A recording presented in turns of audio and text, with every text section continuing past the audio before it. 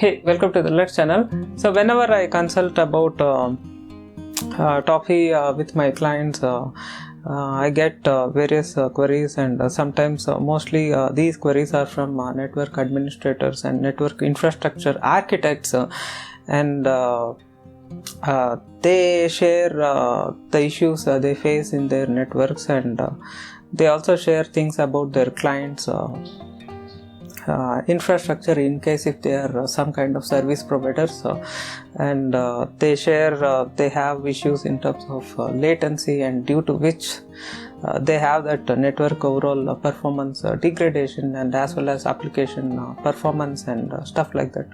So often they send their ping test screen results, and even recently I had a discussion with one Indian ISP, and now I am in having a discussion with some other Asian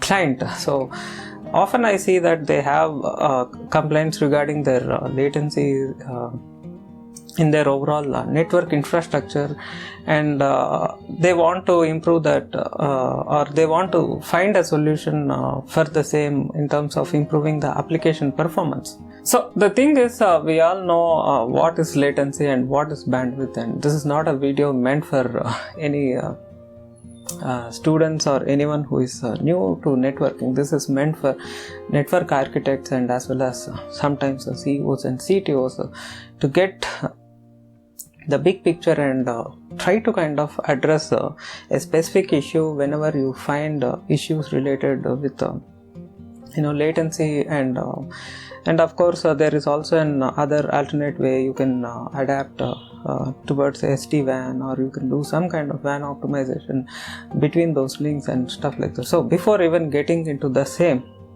we should understand what is the latency in terms of this modern networks versus what is the latency which existed before a decade ago. If you see the networks which it has been around 5 years back or 10 years back, you had a very slow network, and in that even if you consider a simple LAN network, you had a 10 Mbps network or something like that. In that 10 Mbps network, the latency is also is proportional with respect to its bandwidth itself. It has less bandwidth network. So with less bandwidth network, obviously you will have more latency, because if you send a packet, it takes long time to get back. So you have more latency versus a latency in a gigabit Ethernet. So let us not go to WAN technology, because once we get into WAN technology, you send a packet, it's been getting propagated or routed across various nodes and various hops end of the day. So everything is unpredictable once you put things in perspective in WAN networks. So this is the reason. Let's discuss a simple laboratory LAN like network, and we can analyze what is happening. So if you consider there is a sort of latency if you experience with gigabit network, assume you have several hops, and in between you have some firewall devices and stuff like that. So in that case, what happens is, if you consider a network device, let's assume it is doing some firewall or some kind of IPS IDS, some kind of security appliance or something like that. So as it gets the packet, and how much time it is decrypting or something, it is analyzing the contents of the packet, and then how much time it does all these things, and then when it sends out to the other port. So this causes a latency in something like a network appliance versus just your network infrastructure with just bare minimum network connectivity. So you should understand, if there is a latency caused by these individual devices, then it's a different situation altogether. Maybe you need to upgrade, maybe you need to find some kind of alternate solution for the same. Maybe sometime you need to see that you can fine tune its configuration, and it is doing some kind of aggressive packet processing or something. You can just mitigate, and then you can reduce the same.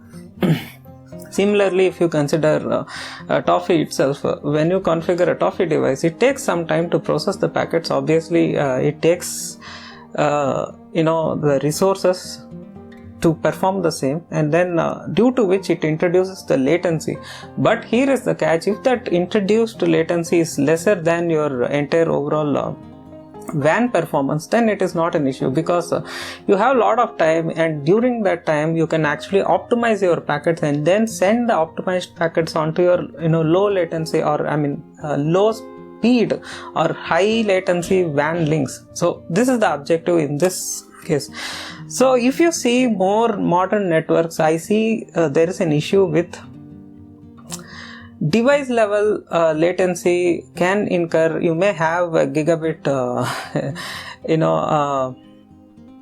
or a fiber optic connectivity to some extent, and after that it may get into some other mode. Sometimes it may be within a satellite based link, and so on. So you should understand it's just not latency is end of the story. Latency is you send a packet and how much time it gets back. So that's why you just measure the latency via ping or something like that. And if you do a ping, let's take an example. If I do a ping, let's do it in the local host 0.1 versus this is the router.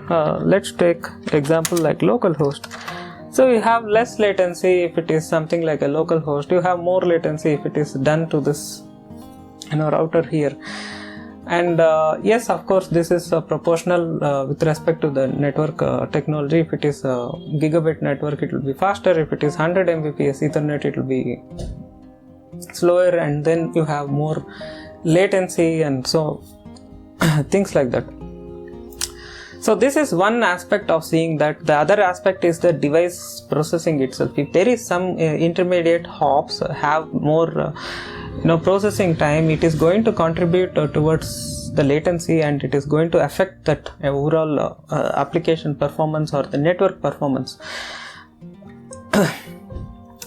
But there is also another confusion. Every time I get into these discussions with network infrastructure architects, they just send certain tests like this, and then they conclude the application performance. So this is the sort of issue I see quite often. So you should understand application performance is completely different versus you just do this discrete level packet tests. So if you see, the applications are mostly TCP dependent, and if it is something like VoIP or some streaming data, maybe it simulates your ping packets, because VoIP is also a discrete packet. So they are discrete UDP packets without any sessions.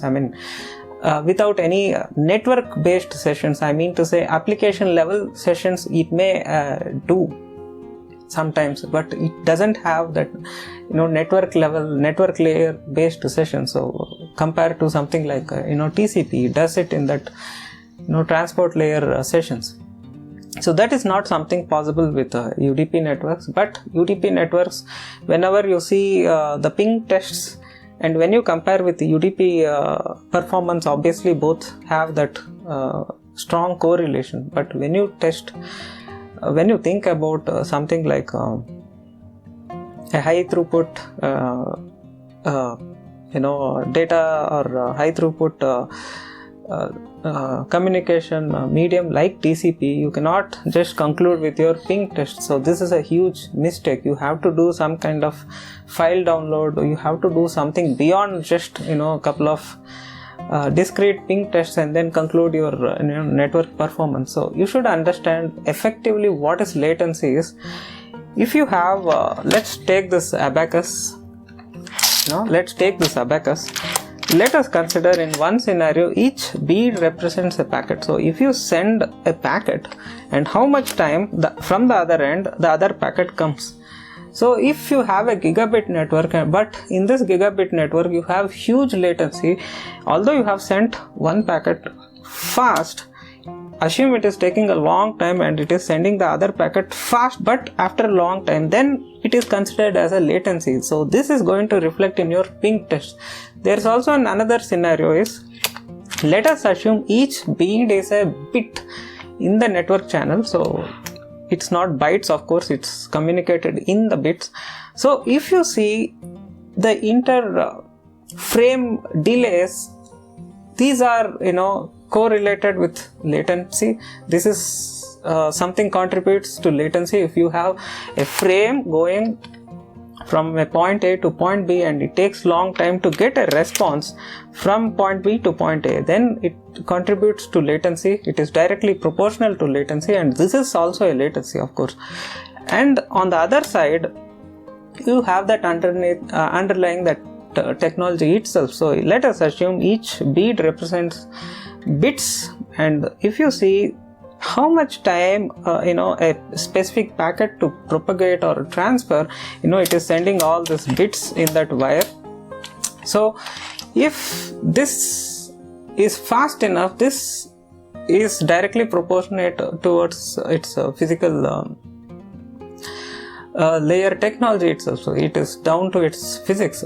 If it is fiber optic, this is going to be faster. If it is something satellite networks, it is going to be slower. If it is something on copper, it is going to be intermediate. So this also contributes to the latency, but you have to understand in this case the time it takes to transfer a single packet. Let's assume in this scenario each bead represents a packet. So effectively, so to transfer each packet, it's going to take far less time in a fiber optic network because it has that high bandwidth.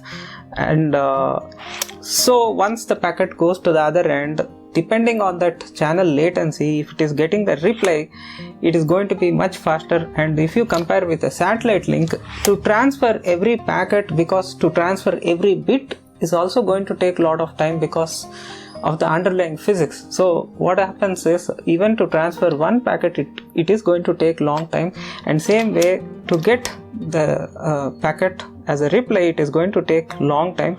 So this eventually contributes with respect to higher latency. So this is the thing. So whenever you are an ISP, if you have a latency issue, you should understand what is your underlying WAN connectivity and intermediate technology being deployed, and this contributes to latency. But beyond latency, you should also understand what is that per packet bandwidth itself. So if the bandwidth is more and you have more latency, then you have to solve it in a different way. If the bandwidth is good enough but you have more latency, then you have to solve it in a different way. So if you have more latency in two scenarios, one is low bandwidth like satellite based networks, and the other one is some kind of copper links or a mixture of copper and fiber optic, but you have good bandwidth but more latency. So this is a complete different way you need to solve. So this is where you need to understand the real problem itself. Say, as I said, I had been in chat with one Indian ISP from Mumbai. He had lot of latency, and that is crippling his entire internet performance and affecting the overall service performance for his customers. So he's been in chat, and then he was also sharing his live screen captures and live network performance, his MikroTik routers and other stuff. So when I analyze, there is an issue that he have very good network infrastructure, there is no doubt about it, but there is something which is causing lot of latency. So it is not a question about per packet transfer rate, it is not about per bit transfer rate. It's all about when you get a packet from one end to other end, there is something which is causing that latency beyond that. So this is where something we need to deeply investigate. So latency is not about just you measure with some ping command and something and then you come with a conclusion. That is not the case. Latency can cause, due to its physics itself, to transfer each bit it takes long time. Of course this is going to contribute more latency, but let us assume you have a very good physics, underlying physics in the physical layer, So it is a fiber optic network or some kind of high speed copper. So a packet gets transferred fast enough, but it gets that reply. To get that reply, it takes a lot of time, and this contributes the latency. So after some time it gets this reply packet, but each bit is transferred very fast. So in this case it is also going to affect the latency of that network. So like I said, this can cause mostly due to any kind of device performance. So if it takes a lot of time to process individual packets, it is going to contribute latency. There is no issue between these two ports. Let's assume each of this port is gigabit port, so it is going to transfer in gigabit speeds. But what's the use? Once it gets the packet, it takes a lot of time to process the packet. And for example, let's take this device as an example. So this is a Dragino device. This is a MIPS processor. This is a very low end device, and if you do any kind of packet processing in this device other than using as a bare minimum router, it's going to cripple and it's going to kind of entirely affect the network performance. So this is the thing. So this, if you do any heavy duty packet processing, it is going to contribute latency. But having said that, it may have 2 gigabit ports, but it's of no use because you are not using as a thin router. Instead you are using it as some kind of heavy duty VPN device or something like that, where it is not capable of doing that. So there is no relationship between the physics versus latency all the time. So it is of course proportional, but it is not proportional all the time. It all boils down to your actual network infrastructure, what are all the devices you put in between them and things like that. So to mitigate the latency and bandwidth issues, I do various things in Toffee, and it is highly specific to each individual basis. It's not something I just do something in Toffee and it is going to be applicable for everyone. I'm generally do some prior consultation every time I get a client, and I deeply analyze what is the issue they are facing and what is the available resources they have, so that they want to build their Toffee devices. And based on that, I do optimize the stack. I just don't give the same stack to everyone, and it is not something like you put the same fix to every individual situation. It is not the case. I do tweak a lot of internal parameters. I do a lot of tests, and I have an extensive testing infrastructure. Although it is everything deployed in the software, I can run through various scenarios, and then I come out with the best way to optimize their specific channel performance, and then and address the same. Sometimes it also depends on their specific applications. Like recently I got a client who says that they need to optimize their Citrix traffic, and quite long time back I got a client who said he want to optimize remote Windows connections and things like that. And quite often I also get clients who says they want to optimize their SSL or HTTPS performance, because majority of the internet these days is nothing but SSL or HTTP bandwidth. So each time when we think about latency and the bandwidth and latency affecting your network performance, it's just don't do some couple of ping tests and then come to some conclusion. Ping test is just a beginning. It may underperform a ping test. If you take for example Toffee, it will underperform a ping test if you do in a slow rate of packets. If you increase the rate of packets, it is going to perform much better. So there is a lot of magic which is put in it. So it is just not even without Toffee, it is just not about do some couple of ping tests and you come with some conclusion. It is not the case. You may have high latency, but a specific application may perform well quite enough, and it may be unnoticeable even in this kind of poor latency, because sometimes latency is also, as we know, latency is also associated with network congestion and various other things. It's just not about you send some discrete ping packets and then you come with some conclusion. So never do that. If you do this, and if you feel something is not right, if you feel there is high latency, then you do some series of tests, you do some file downloads, you do some kind of VoIP tests, and you can come with some kind of assessment. Just not do some couple of ping tests and then come with some conclusion thinking that okay, this channel has lot of latency and because of latency it is going to affect the performance or something. It's not the case. So with this, I would like to conclude this video. Thanks for joining me. Hope you guys loved watching this video. In case if you have anything to discuss, be in touch via mail. Thank you. Have a nice day. Bye.